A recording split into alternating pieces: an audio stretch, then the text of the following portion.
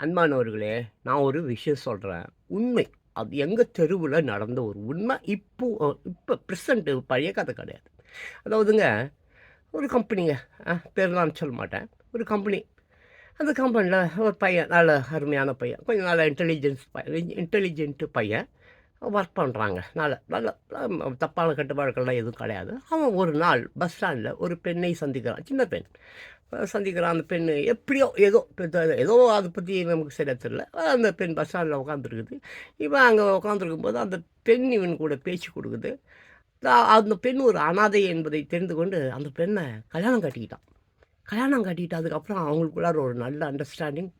ஒரு பாப்பா பிறந்து செத்து போச்சு. இன்னொரு பாப்பா பிறந்ததுங்க. பிறந்தது அப்படி இருக்கும்போது இவன் செத்து போயிட்டான். யாரு? இந்த வாழ்க்கை கொடுத்தவன் செத்து போயிட்டான். அதே கம்பெனியில ஒரு பாதி மென்டல் ஒருத்தன். பாதி மென்டல், அரை மென்டல். வழக்கமா என்கிட்ட டெய்லி பேசுவான். நானும் அவனுக்கு ஏதோ இப்போ இந்தாடா போடா ரூ. 10 அப்படின்னு சொல்லிட்டு டெய்லி குடுப்பேன். நான் ஒரு 7, 8, 10 வருஷமா குடுத்துன்னுருக்கிறேன். அந்த பையனை இந்த பெண் தேர்ந்தெடுத்து, அந்த அரை மென்டல் பையனுடன் அந்த பாப்பாவ பார்த்துக்கிறான். இந்த பெண்ணையும் பார்த்தா எங்க போனாலும் கூடயே போவான். கூடயே வருவான். கூடயே கூட்டிட்டு போவான். கூடயே கூட்டிட்டு வருவான். சி திஸ் நான் உண்மையிலேயே சொல்றேங்க. பாருங்க, மனிதர்கள் அற்புதமான மனிதர்கள் இருக்க தான் செய்றாங்கல்ல.